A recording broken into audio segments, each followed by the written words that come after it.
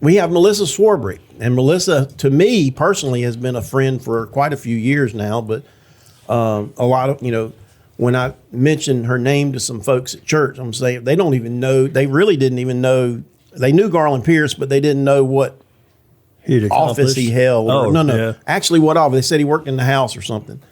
So, Reuben, sometimes like education, we've got to educate people. So that's what we're going to try to do. We're going to try to have some of these candidates on, and everybody is more than welcome to come on, right? If they want to come in and do an interview and talk about their things going on, it'd be great. And so, Melissa, first of all, welcome and Happy New Year. Thank you very much, Al. Thanks for having me. It's pretty cool. And did your holidays go like planned? Or? They did. Glad it's over, though. All right, I'm sure.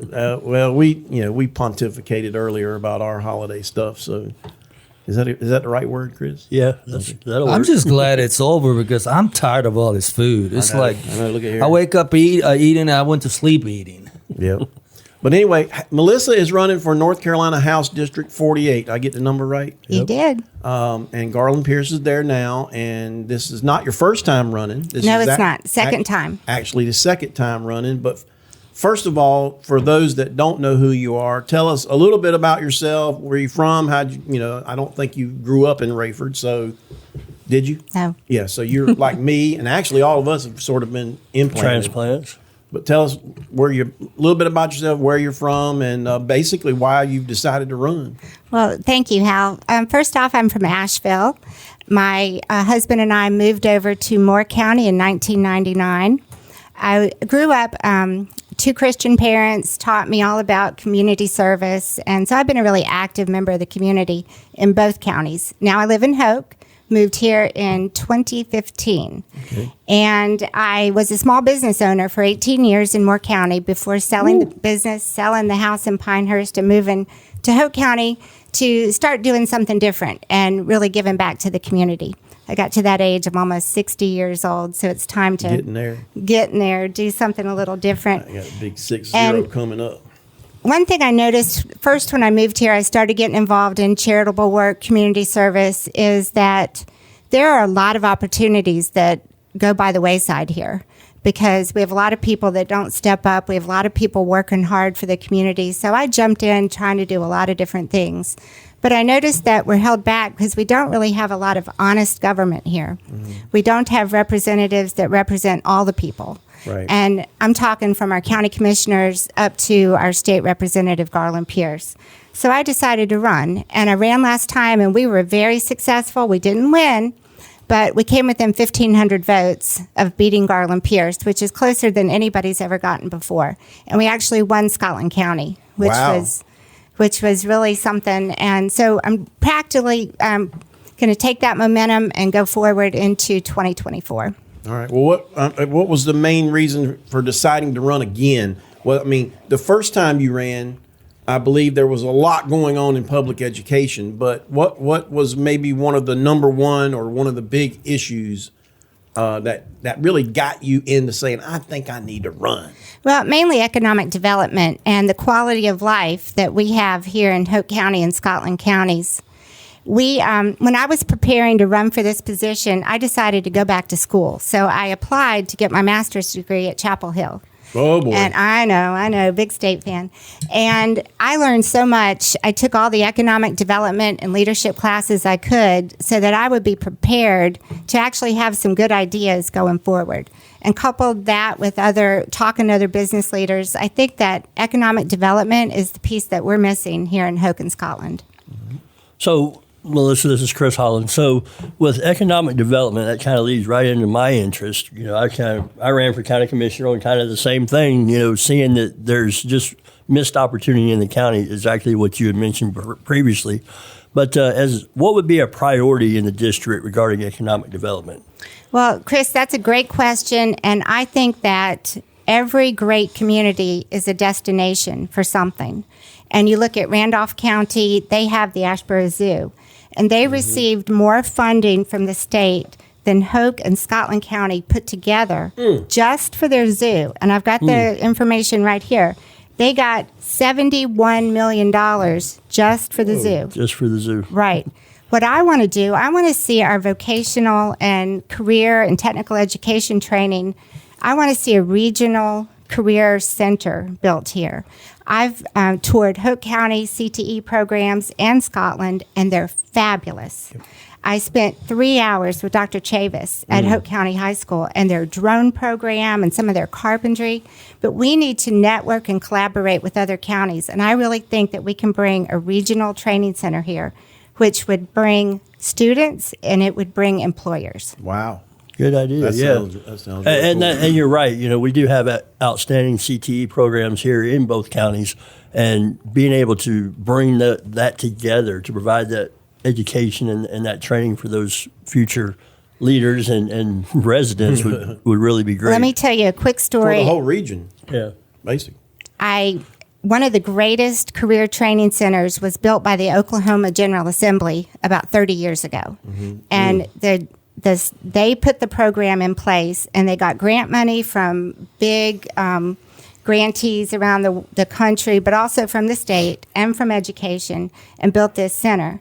3 weeks ago, I'm walking around at the Rayford Craft Fair, and this woman flags me down, and she had heard me talking about this CTE program. Her grandson dropped out of Hoke County High School and was going to work at McDonald's. He decided he loved horses, wanted to become a farrier. He went to a trade school to become a farrier. He's now making over $100,000 a year and is setting up shop. Last year, he was at the Kentucky Derby, and he bought his grandmother a house. Whoa. I've known 2 people in the county that did that. Yeah. Of course, they did farrier. it for their own stuff. Right. But moving forward on a growth scale, that's a huge industry. And something like that is a niche job, but it's still a requirement out there, and nobody does it anymore. He had to travel halfway across the country to get the training. Yep. Yeah. Ruben? So, Melissa, this is Ruben Castellone. Of course, we know each other. We actually knocked a lot of doors together. Yes, we did. I know a little bit about Melissa. Knocking in doors. I happen to like her husband a lot, John. Yeah, so he's cool. Of course, because I deal with the public school system. I'm do my disclaimer here. I'm Ruben Castle. I'm a Hoke County Board of Education. I don't relinquish my voice to anybody. I don't speak for no board member, let alone the board. But having said that, as our potential future state representative, how do you think the state can improve the student outcomes? You know that during COVID, a lot of stuff came out. And now that I'm inside the system, I get chills just thinking about the failure, Right. the failure of the public school system. And I think there are a lot of stakeholders that should be responsible, take blame for the failure. That includes the state. Right. So what do you think? Well, I'll start. I've got a lot, but I'll start with the Education is the. Did you see the map in the North State the other day? I don't know if it was last week or this week, where it said the largest employers in each county, and Hoke County was the public education. It is, and I said that. We talked about, me and Melissa talked about this.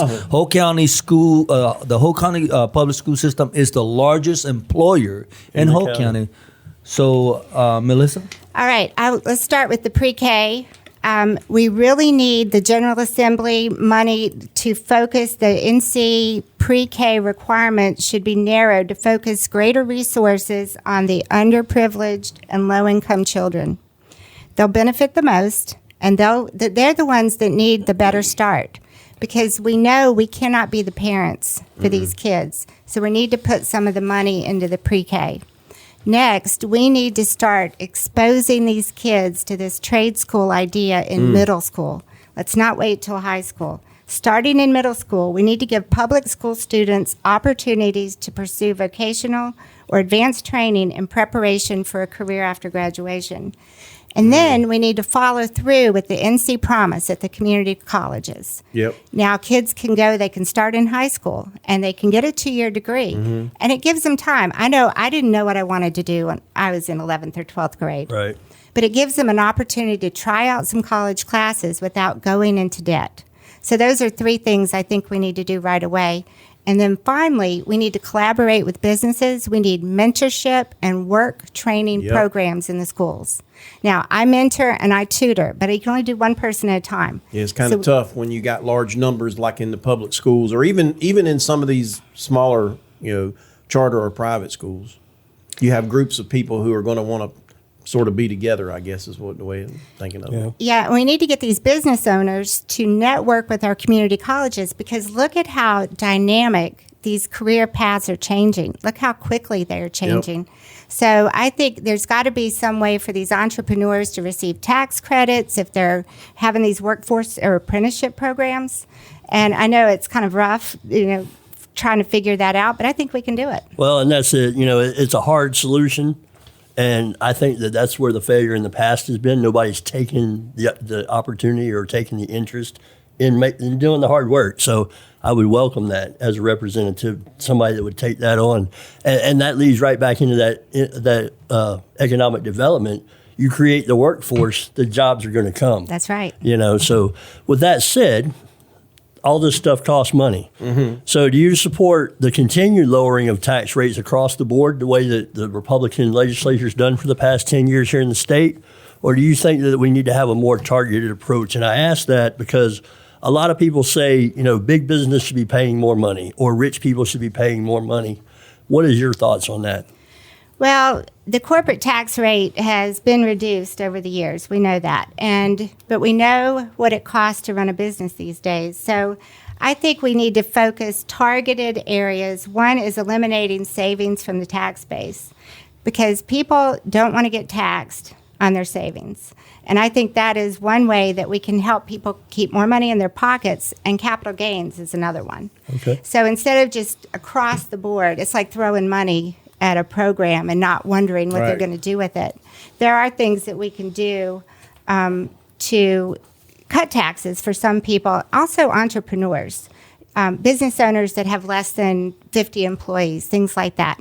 I want to help them. I went out to the farmers market that they had in Hope County a couple weeks ago. Oh, yeah. Talking to those business owners. And one lady said to me, North Carolina hates small businesses. Oh, Lord. And I ran a small business. I know what she means. I know the battles we have. Mm-hmm. Maybe mine were on a small scale compared to yours or whatever else, but the small business let me interrupt you, Melissa, for a second. But you know what?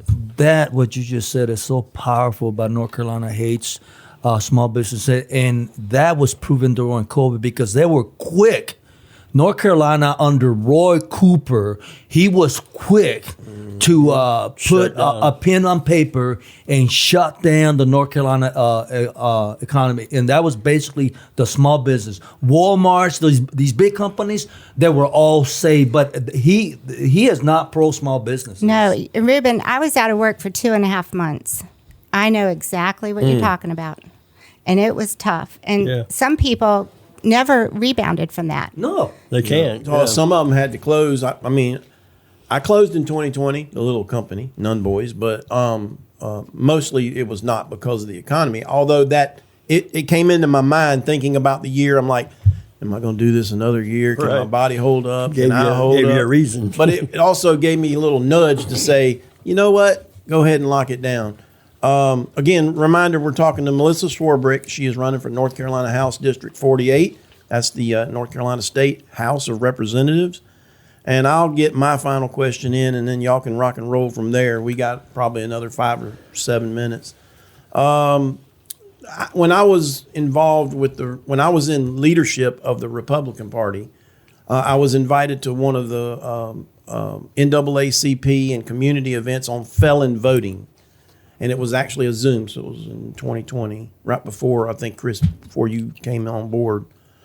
And I don't know if do they still try to get you to go to those things, or have you been to some? Yeah, they do. Okay, and I wanted to learn more about it myself. But what I got in there and found out was they want the laws to change, and we can get into all the laws or whatever. My question is, what is your thoughts on what they're doing with the felon voting and, serving out your time, or the time when you register you were a felon and then came in later? What's your thoughts about the felon voting issue? Because I think I saw a story week before last in the North State about that particular subject. Maybe I can find it. Well, yeah, and they call it discrimination. Right. That once you get out of jail, you should be out of jail free. Well, the requirements right now and have been re-implemented since 2020 was Right. you have to finish out your sentence, which includes fines, fees, and anything else. Well, just so you know, the Constitution does not say anything. If you're a convicted felon, you cannot vote. That was State law. federally mandated, and then obviously pushed to the states. And I myself think that it's a very touchy situation. I have really been in law enforcement in the past. I have made personal contact with convicted felons. And I have mixed feelings as to, well, this type of felon, yeah, he should be able to vote, but this type of felon should not. And so there lies my mixed feelings. Yeah, well, I mean, a convicted felon is a convicted felon, regardless of the type of crime. Right. So what is your thought, Melissa? Well, obviously, felons should never be able to vote while they're incarcerated. Right. They gave up that constitutional right to shape our society when they made their choice to reject societal standards. Right. As it stands, like Chris just said, convicted felons cannot vote until they've finished parole, probation, or supervised release. Right. That was actually the part they were telling me on the Zoom. Yes. Was that time frame of when they finish out that part.